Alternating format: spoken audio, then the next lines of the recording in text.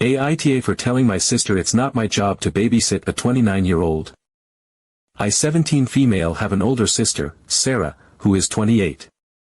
I love her deeply, we've always been close despite the big age gap, but, to be honest, we clash a lot.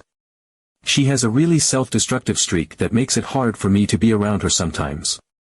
Sarah isn't the kind of person who likes to admit she's wrong, and she has this tendency to dig her heels in even when everyone else can see that she's spiraling. She has a lot of good qualities too, she's funny and can be so loving when she wants to be. But when things go south in her life, she tends to drag people down with her. And recently, things have gone very, very south. A couple of weeks ago, Sarah's boyfriend broke up with her. They had been together for about a year, and honestly, their relationship was rocky from the start. Sarah has a very anxious attachment style, which she has talked about openly. She tends to overthink and over-explain everything, which puts a lot of pressure on the other person. On the other hand, her ex was the complete opposite. He has an avoidant attachment style, so he shuts down when things get too intense. It was like they were constantly triggering each other, even though I know they cared about each other. They're both in therapy and have been diagnosed with these attachment styles, so it's not like they're unaware of the dynamic. But it was a mess, and their communication issues eventually led to the breakup. Since then, Sarah has been an emotional wreck. At first, I was completely understanding. Breakups are awful, and I know how much she struggles with feelings of abandonment. She started leaning on me for support almost immediately, and I was there for her as much as I could be. I listened to her vent, I gave her advice when she asked for it, and I even stayed up late a few nights just to keep her company. But after about a week, it became clear that she wasn't really interested in moving forward or trying to heal. Instead, she started spiraling into this really destructive behavior. Sarah has always been someone who bottles things up and then explodes.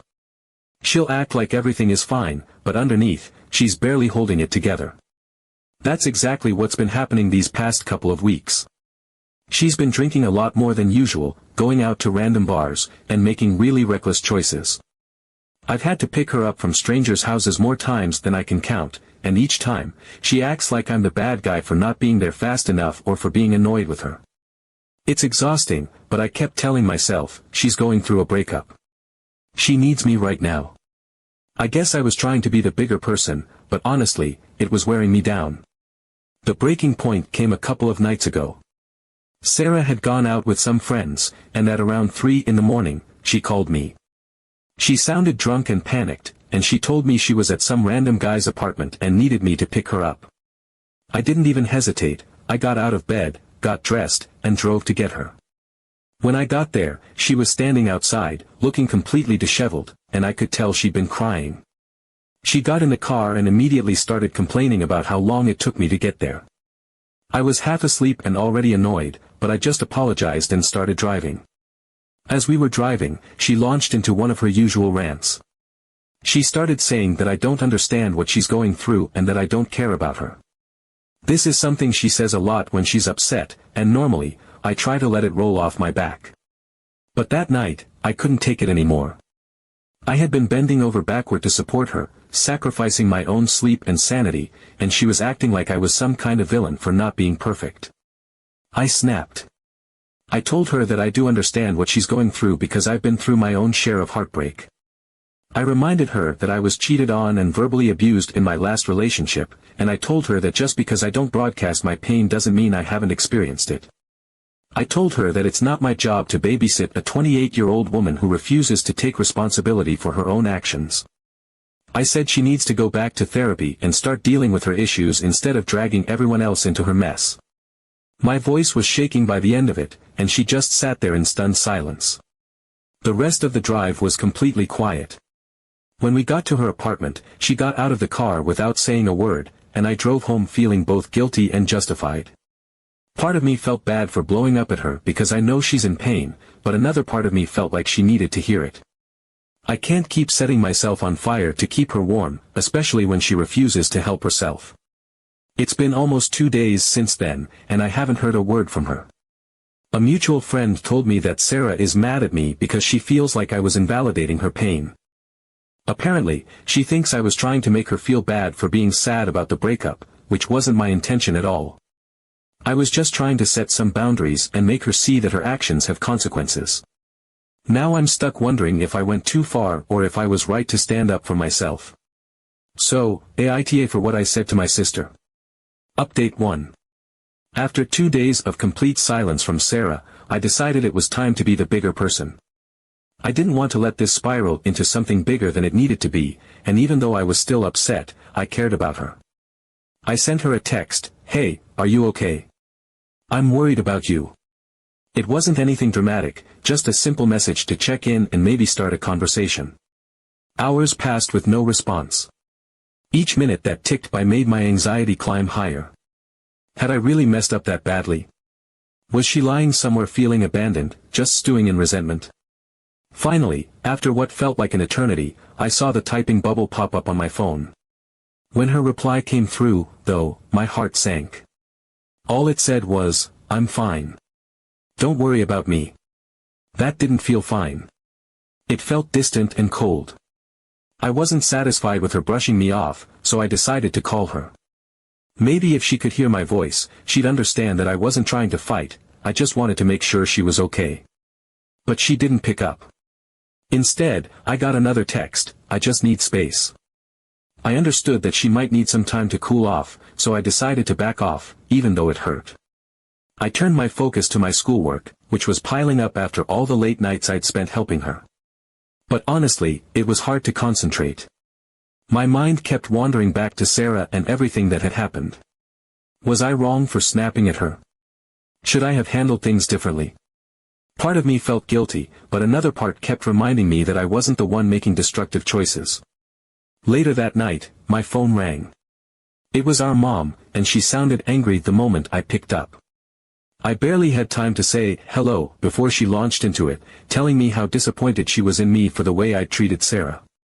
Apparently, Sarah had called her earlier that day and vented about everything that had happened. According to Mom, Sarah was devastated and felt like I had abandoned her when she needed me the most. She told Mom that I had berated her for being sad and made her feel like her emotions weren't valid. Worse, she said that I had refused to help her and left her to fend for herself when she was at her lowest. Hearing that made my blood boil. It was like everything I'd done for Sarah over the past 2 weeks had been completely erased. All the late-night pickups, the listening, the patience, it was like none of it mattered because I had dared to set boundaries and tell her some hard truths. I interrupted Mom, trying to explain my side of the story. I told her about the drinking, the reckless behavior, the constant emotional dumping. I told her how I'd gone out of my way to be there for Sarah even when it meant sacrificing my own peace of mind, and how I'd reached my breaking point when Sarah started lashing out at me for not doing enough. There was a pause on the other end of the line, and for a second, I thought maybe Mom understood where I was coming from. But then she said something that completely floored me, "Well, she's your sister. You're supposed to take care of her." I couldn't believe it. Sarah is 28 years old. She's an adult with a job, a therapist, and a social circle. I'm still in high school. At what point does she take responsibility for herself? How is it fair to expect me to keep putting her needs above my own, especially when she refuses to take accountability for her actions? Then Mom said something that hit me like a punch to the gut. "Sarah's been saying that she wishes you'd act more like I did when you were little. I always dropped everything for you." That was the moment everything clicked. Sarah didn't just want a sister, she wanted a parent. And for a split second, I felt guilty. Was I failing her? Was I really being cruel and heartless, like she said? But then that guilt turned into anger. Mom's words made me realize how much of my relationship with Sarah has been one-sided. I've been walking on eggshells around her for years, always trying to avoid triggering her insecurities or making her feel abandoned. Meanwhile, she's been taking and taking, never acknowledging the emotional toll it's had on me. It also stung because it felt like Mom was undermining me. I've spent so much time trying to support Sarah, and instead of seeing that, Mom was basically telling me it wasn't enough. Sarah wanted me to drop everything for her, like Mom used to do for me when I was a literal child. But I'm not her mom. I shouldn't have to sacrifice my mental health and my own life to fix her. Update 2. A few days passed in relative quiet, and for the first time in weeks, I felt like I could breathe again. I was beginning to settle back into my routine, catching up on schoolwork, spending time with friends, and just trying to focus on myself for a change. But one morning, I woke up to find a letter slipped under my bedroom door. It was from Sarah. I stared at it for a while before opening it. Part of me wasn't ready to dive back into the chaos, but curiosity won out. The letter was handwritten, her penmanship neat and deliberate, which immediately made me think she'd spent time on it. It started with an apology. She admitted she'd been unfair to me, that she had leaned too hard on me and lashed out when I didn't meet her expectations. She wrote that she was sorry for making me feel like nothing I did was enough and that she knew I had been trying to help her. For a brief moment, I felt a flicker of hope. Maybe this was the breakthrough I'd been waiting for, the moment she realized she couldn't keep acting this way. But then the tone of the letter shifted. She wrote, "I know I'm supposed to be the older sister, but sometimes I wish I could just be the little sister for once. I wish someone would take care of me the way I take care of everyone else." That stopped me dead in my tracks. What? Sarah doesn't take care of everyone else, she's the one people are always bending over backward to save. She's the one who calls at all hours, who expects people to drop everything for her, who spirals into destructive behavior and then relies on others to pick up the pieces. But the way she wrote it, it was like she genuinely believed she was this self-sacrificing caretaker who never got the care she deserved. It was so bizarre, so out of touch with reality, that I didn't even know how to process it. The rest of the letter was more of the same. She talked about how hard it was to always feel like she had to be the strong one, a claim that baffled me, considering she's never been the strong one in any scenario I can recall. She said she envied me for how mature and put together I was and how it seemed like I had everything figured out. She wrote, "Sometimes I just wish you'd take care of me, the way Mom used to take care of you when you were little." Would that really be so hard? When I finished reading, I didn't know whether to laugh, cry, or scream. The letter felt like it was written by someone who had been living in an alternate reality. It was almost comical how deeply she believed this narrative where she was the unsung hero, the caretaker who never got cared for. But it also made me realize just how skewed her perception of our relationship, and herself, really was. She wasn't just leaning on me because of the breakup, she genuinely believed it was my job to take care of her. Later that week, she asked to meet for coffee. I didn't want to, but I agreed, partly out of guilt and partly out of curiosity about what she'd say. When I arrived, she was already sitting at a table, looking a little nervous but mostly composed. The conversation started off normal enough. She apologized again, more directly this time, and I told her I appreciated it. For a moment, I thought maybe we'd finally reached some kind of understanding. But then she brought up the letter. She said, "I just think it would be nice if, for once, you could treat me like I'm the younger sibling." She went on to explain that she saw me as this mature, responsible person and that she envied how I seemed to have it all together. She said she wanted to feel what it was like to not have to be the strong one all the time and that it would mean a lot to her if I could step up and take care of her, just for a little while. At first, I was confused.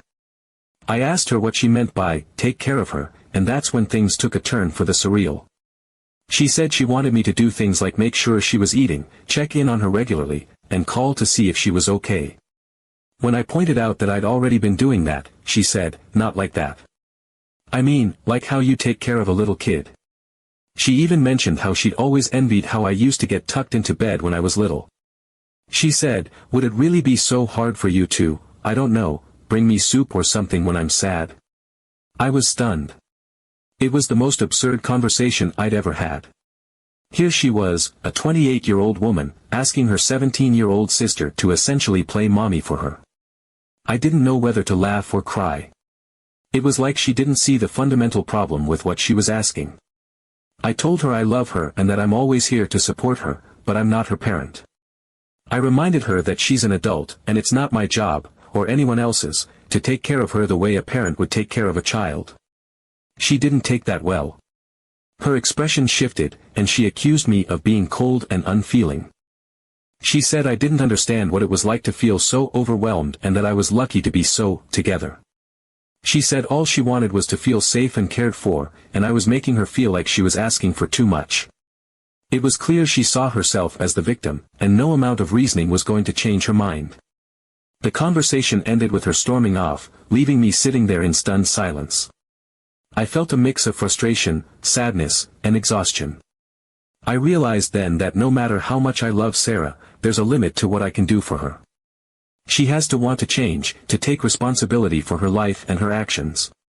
I can't be the one to save her, and I can't let her drag me down with her. Update 3. Things finally came to a head about a week later. I was at home, trying to finish a paper for school, when I heard a knock at the door. It was Sarah. She hadn't called or texted to say she was coming over, which was already unusual, but the moment I saw her, I knew something was wrong. She had clearly been drinking, her face was flushed, her hair was a mess, and she reeked of alcohol. Before I could even say anything, she pushed past me into the house, muttering under her breath about how I never answer her calls, which wasn't true, and how family doesn't treat each other this way. I closed the door and braced myself. I had a bad feeling about where this was headed, and I wasn't wrong. Sarah immediately launched into a rant about how I don't care about family, and how I don't know how to be a sister. She said I'd abandoned her in her time of need and that all she wanted was for someone to step up and take care of her for once. Her words were slurred, and her tone was that awful combination of anger and self-pity that I'd come to dread. She started going on about how much pressure she's under, how she's always the one people rely on, and how she just wants someone to baby her for a while. She said she's tired of being the older sister, tired of always having to be the strong one, which, again, is completely disconnected from reality. Sarah has never been the strong one.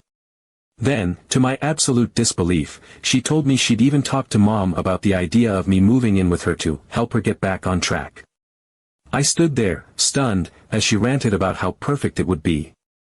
I could keep an eye on her, make sure she was eating, help her clean, and just be there for her so she didn't feel so alone. It was as if she genuinely thought I had nothing else going on in my life and could just drop everything to become her live-in caretaker. I was 17, for crying out loud. I still lived at home, I was in school, and I had my own responsibilities. But in Sarah's mind, none of that mattered. All she cared about was finding someone, anyone, to shoulder the emotional burden she refused to deal with herself. That was it for me. I had reached my breaking point. I didn't yell, and I didn't cry. I just pulled out my phone and called Mom. I told her she needed to come over right away because I couldn't handle this on my own. To her credit, Mom didn't argue. She said she'd be there in 20 minutes. In the meantime, I sat Sarah down and told her to stay put.